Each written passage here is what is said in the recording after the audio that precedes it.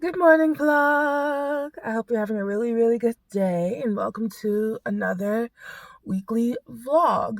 It is currently Sunday, September 25th, and I am still in North Carolina. I'm heading back to Jersey in about 5 days for a bridal shower, and I'm going to a family Canadian Thanksgiving. Hopefully, fingers crossed that it all works out physically and financially to do so. But currently, I have car problems. My car's back right tire is flat, and I finally got a appointment today to fix it. And it's flat because a hole was pierced through it because the tread is low. The tread is low on all of my tires, to be honest, but I don't have the money to change it. So hopefully when I get in there, I'm like, listen, I got one tire, one flat. Rest of them probably on their way out, but they're not there yet. Please fix this one tire. Our appointment is at 11 o'clock. It's currently 8 mid hour of 8 o'clock, maybe 8:30. I'm going to do my normal routine. Brush my teeth because my breath stank. I didn't move. It's been about like 10 minutes, but I did get a call from Firestone Tires, and they said, we can't fit you in today, but I can fit you in today. She was like, if you bring if you bring your car in before the 11 o'clock time period, it can get done today. I was like, ma'am. She's like, we're not accepting any appointments, but I can guarantee a tire change. I just can't guarantee the time. I was like, okay. That's the day that we're having today, and it's fine. It's fine. So my car got dropped off at 9 o'clock. So we're way before the 11 o'clock time, and there's only 2 people ahead of me. So I think it'll be done maybe within a couple hours. It's only one person working the lines and the tire. Well, 2 people working the lines and then the tires for today. So I'm assuming that my car will hopefully be done within like 2 hours, which would be really cool. I'm currently in downtown, which is nice, which I've been meaning to do because I only have like a few more days here, or like 5 more days here. So I mean, maybe this was just like a gift from the universe to enjoy the city and not just the mountains the entire time I'm here, and that's why they made me stuck in the city. Not a bad thing. Not a bad thing at all. But still, don't get hit by a car. Don't get hit by a car. I don't know. So we'll see. It's also very empty right now. It's also very early, but there's so many cafes open. So I'm really happy that I get to like actually do a cafe today when there's like so many like spaces. So like so much less people. For an extrovert who wants to help people heal, I'm very much an introvert when it comes to travel. If I come up and I fall off, that's on me. That's on me. If I come up and I fall off, that's on me. That's on me. If I come up and I fall off, that's on me. If I fold and I sell out, that's weak. That's why I take my time before I make my mind. So I just got a call from, well, not just got a call. While I was at the cafe, it was Stony Hill Cafe. While I was there, I got a call from Firestone about how I need new tires, like all 4. And I was like, no, you don't get it. Like, I know I need it, but I don't have the money. And she's like, okay. I'm like, okay. Anyway, they're putting on my tire as we speak. So I'm walking back, but like, there's a few things that I want to get off my chest. And I am going to make a video of like pros and cons of being black in Asheville. Because I think as a black female traveler, I want to tell other black female travelers and black people like what it's like to travel in certain places. And I've been here for 2 months. Like, I've been in my car roaming around this city and in the mountains for 2 months, and I think I have some great intel. Do I feel like some of it is like mental? Yeah, but at the same time, I'm not going to gaslight myself into thinking my existence around places that are predominantly of people of color is wrong or is crazy. One thing I'll say right now, and I'll say probably a lot more in a pros and cons video, is that, I don't know, it just feels like I'm always like a spectacle of some sort. Like, I was trying to figure out a coffee place to go to, and I passed this one place, and you can see inside, it was all full of glass, and there were people sitting at the window because there were tables there, and I look in, and I feel like all eyes turned and looked at me, and I looked at every like face in there while passing, and they were all like white while I was like considering whether or not going in. And that like I felt like I didn't want to go in. I didn't, but like I didn't want to go in because I couldn't see anybody of my color. And it happens a lot here, and I can't just not go places because I don't see anyone who looks like me. But there's a certain feeling, and like, I don't know, it's like not fear, but there's an anxiety when you don't see people who look like you around you often. And that's what I felt for the past 2 months. It was still fun 2 months, but you know, I'm very aware that for every 20 white people that I've seen like one other black person. And then also in the case of being in Asheville, a lot of places have like everyone's welcome, no matter the color, gender, size, whatever. But when I walk into places that have like Black Lives Matter signs, I don't feel like my life matters. Like, I'm not talked to, I'm not really welcomed. You said hi to everyone else, you didn't say hi to me. Maybe it's my face, but then again, my resting bitch face shouldn't be a reason why you don't say hi to me. But I felt it a lot. So it's like, I see Black Lives Matter, but I feel like it doesn't really matter because you don't treat me like that. Or I'll get the complete opposite of that, and I'll get like really like somebody intentionally trying to greet me to make sure like I know that I'm worth it. And I'm like, I just need a good medium. I just need you to know that I'm a person. I don't need you to overdo it or underdo it. I need you to just, you know, acknowledge that I'm a person. And I get that a lot here. And then when I talk to like people who are very much like, I don't know, fuck the government and like Black Lives Matter, defund police, I feel like they are only rebellious against the government, but they don't really care about my life. It's like their demeanor of Black Lives Matter, Queer Lives Matter, LGBTQ, like all that, you know, support for people who are chastised by the people of this world. I feel like it's never really like I support them. It feels like they're more just hate the government. And every time I talk to somebody who like quote the Black Lives Matter, it feels like they just are saying fuck the government. I don't know, but like there's that. And then also I want to talk about the privilege of like just taking up space that people have, because I went to a firehouse subs the other day, and in there was a group of soccer girls. They obviously walked in after or before a game, I don't know, to like order subs, and I know they didn't call ahead because the people were severely understaffed and like stressing out about like 20 plus soccer girls trying to order subs plus. When I went in there like, trying to figure out like if I really want to stay there, none of them moved. None of them acknowledged that other people were around them trying to, you know, get by. They were just stood in their space. In other places, when I was standing in line to like order food, I would have people like brush past me without saying excuse me.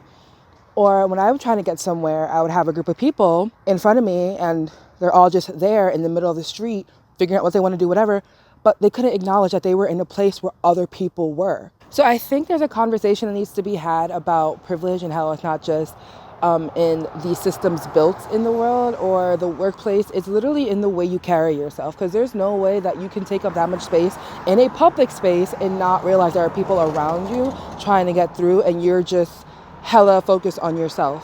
I would get that if you have that demeanor in a space that is yours, but you're in a public space, you should be aware that you're blocking a whole street. You should be aware that you're blocking an entire restaurant. In addition, like the soccer girls, because I do feel upset about it. I know they didn't call ahead, and then their coaches were just sitting on the side, like watching their girls just do nothing and like not letting people in to order. It was frustrating. So I feel that a lot, and I don't know if it's just like the black person in me knowing how I'm viewed in the entire world and having to like have manners, or you're seemed like, or you're looked at as like less than because one, you're black and also you don't have manners, and a stereotype being with that as being attached to that of being like the rude black person or whatever. So maybe I say excuse me way too much, but some people don't do it at all, so I'm making up for it, and that sucks. But again, why are you taking up space and not noticing people around you? And that happens a lot around here, and it's kind of frustrating. And why don't you say excuse me when you're trying to get past? Like when I was standing in line, there was probably like a foot of space between me and the person in line, and this girl kept walking back and forth because she kept grabbing condiments, and not once did she say excuse me. She just like made herself small to pass. I'm like, girl, I would have moved for you, but I'm trying to do an experiment, so I'm not moving, because that happens often. It's so rude. But I'm done talking about it for now. I will do like a complete video, but I just wanted to get that off my chest, because I think there's something that comes, like the one thing I will say, I'm done. No, I'm not. You can feel yourself changing when you're in an environment where you don't see people like you. I understand why people, change to fit the bill, to fit the environment that they're in. Being here 2 months made me almost, not made me do that, but it made me have that feeling of wanting to do that. But like, imagine somebody doing that their entire life, I don't know. I'm going to go to my car though. I decided to come to the gym. My outfit to change into after the gym, my wash stuff, towel, and sure fucking willpower.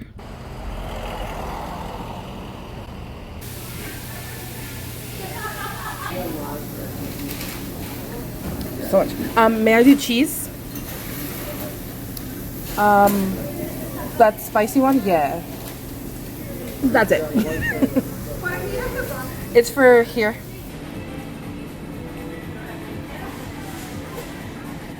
So, what's your moon sign? You know?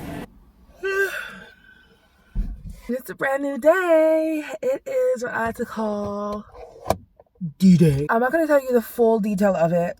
Only one person in my life knows about it. I have an interview today that can change the trajectory of my entire creative life.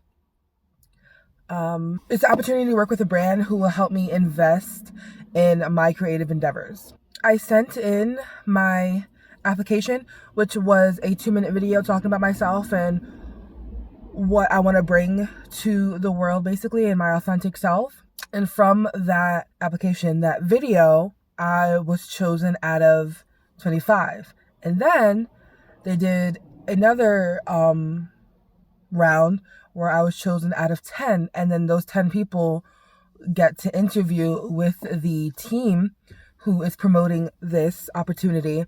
And from then they pick six winners. They pick 1 grand prize winner and 5. Was it 5? I keep saying 5. I think it's 4 though. I think it's top 5 or 6. Anyway. 1 grand prize winner and like 4 or 5 runner-ups. It's currently 9:30. My interview is at 2:30, but I want to look good. I want to bring literally my best fucking self. I haven't put makeup on in months. I haven't done my hair besides twist out in months, and I'm so ready just to like get ready, but I'm also ready to like talk, because in the past when I've had like accounting or internal audit jobs, like office jobs, I've always been a beast at interviewing. Did I like hate interviews? I hated it to like the T, but I always was a beast at it no matter what I was interviewing for. And to be interviewing for something that I truly without a doubt want, the power. But I'm really ready. I'm really excited to get ready and like get glam. So I washed my face, and now I'm going to shave my face with this tiny razor. I've used it in other videos and it's done me well. I'm gonna take away my woman stash, my chin hair, and then this thing right here. A little bit of hairs here. Actually, what I was supposed to do, so I don't get hair all over myself, is wipe this on here. I'm gonna get hair on myself. It's okay. This is why I vacuum my car like every other week for crumbs, hair follicles, or hair. So I haven't put makeup on in a while, which I said, so I don't really know like the matching of my foundation. Also, I feel like it's gonna burst on me because I haven't used it in a while. But I usually mix together mocha and sienna, but I'm thinking I'm way darker, so I'm gonna use a little bit more mocha than sienna.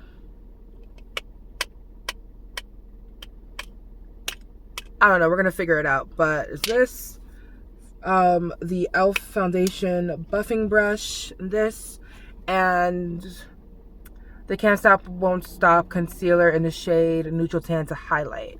My makeup is done. It looks more defined, I swear. It looks more defined, like not in this lighting. And I was going to unravel my twist and put it up in my faux hawk that I usually do with my pins, but I don't have my pins. I thought I had a pin, like a bag of pins. It's a bag of hair ties. So what I think I'm going to do, hold on. What I think I'm going to do is retwist these down to like be like that, and then unravel all of these twists and then put them up in this. I mean, I don't even have to unravel them, but I feel like unraveling them would look way better than keeping them twisted. It's just, I'm thinking ahead to like having to deal with it untwisted. All right, so this is what we're working with right now. This is all the hair twisted out. I don't like it. Obviously, I don't like it. I mean, I could twist these out, but I want to do something. So I think I was going to try to put it like all in one like this and put it on top of my head like a whatchamacallit, like a pineapple. But this is cute. This is cute. Like, I like this. Unless I do a complete afro. Oh my god. I mean, it's a tiny little thing. I don't know, can you see it? I'm like, it's a tiny little thing. I don't hate it, actually. Okay. This is what we're doing. This is what I want to do in the first place. But in my head, it was going to be bigger than this. Okay, so I did a thing. I took out my front twists and I put them in my front as bangs. And I like this look. I like the look, but I'm going to make it better by like trying to find at least one pin or something to like, I don't know, pin it up so it's not like completely in my eyes, and then maybe even wet it so it's like a little bit like less frizz out, and then also do more with this. And I'm gonna change and I'm come back on camera. So this is the final look. Let me just step back in the public to show you.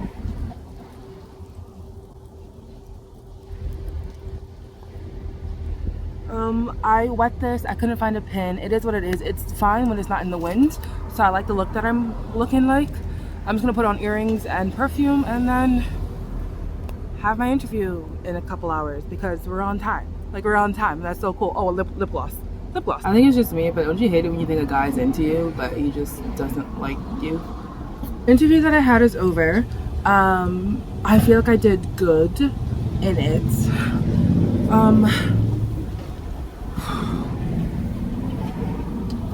I feel like I did good in it. There's not a lot that I can say without giving the opportunity away, but just know it's like for like a business venture, and know that it's me promoting Crystally's Chance at Life, and Creative at Life. And hopefully it's just an opportunity for me to be able to travel full time and not have to like always go back home and work. We're in trances, going off to different places, different planets. Watch your aura pass me by, losing balance. What if we run out of time and second chances? Empty-handed. You like the fast life, you like to drive and get down and dirty, act like the bad guy. You want some love, me like when you feel like calling at midnight. You got the best of me, you got me losing sleep. I've been hopeful, baby. I was hoping maybe that you'd cross my path. I've been sinking lately, and it's hard to move. Think I'm stuck on you. We're in trances, going off to different places, different planets. Watch your aura pass me by, losing balance. What if we run out of time and second chances? Empty-handed. I wonder, would you love me better if I go? I'm not home. I wonder, can we trust?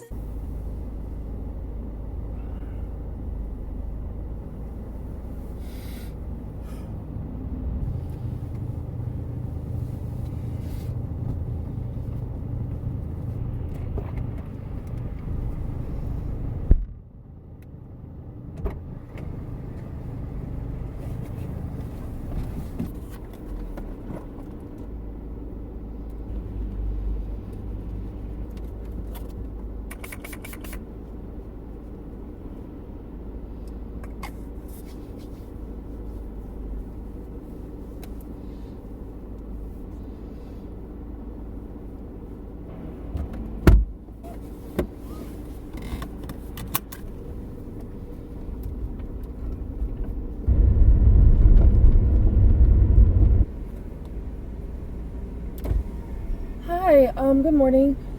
Good morning. May I please do a medium hot coffee with sugar and almond milk?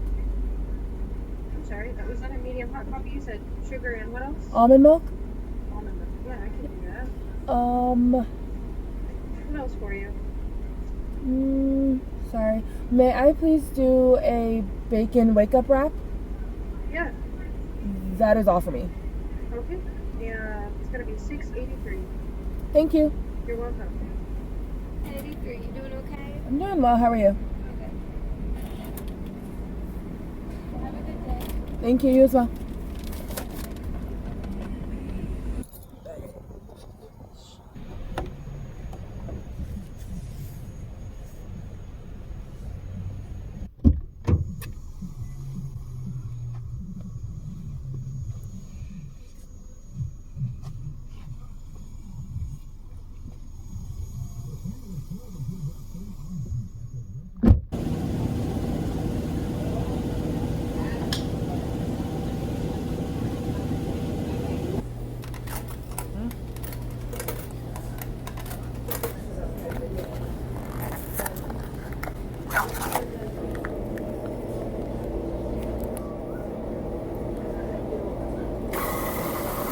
It's a brand new day, and it's also Friday, September 30th. It's been a couple days since I vlogged, since you saw that little montage, but yeah, today's my last day in Asheville, so I'm going home, going back to New Jersey for a bit tomorrow morning. And unfortunately, there's a hurricane amongst us, not sweeping Asheville or North Carolina very hard, more like the east. They said western, which is this way, but then when I'm remembering the Weather Channel, it looked like it was on the east because it's hitting Florida, which is east. Anyway, well, southeast. Anyway, it sounds right in my head. And we're getting, it's a little windy over here, and it's been drizzling, and they say we may get a lot of rain, a lot of wind, and that sucks, but I'm hoping it clears up by tomorrow morning. I haven't really been doing much. I had this like intense urge to like do all these things before I go, but it's not like I'm leaving forever. Asheville will always be here. Oh, it's a hurricane. I'm kidding. Asheville will always be here, and I'm only going home for a few months. I'm going home for a bridal shower, which is Sunday. My plan is to go home, go to the bridal shower, and then mid-October, my mom and I are gonna go to Canada for Canada Thanksgiving, and then the wedding is in November, and then I'm gonna use the rest of the time to work and to prep my car for the winter, and then head back out. Which I say prep it for the winter, but I'm not going to stay in really cold areas. I can literally stay in warm areas. But I'm saying prep it for my next trip.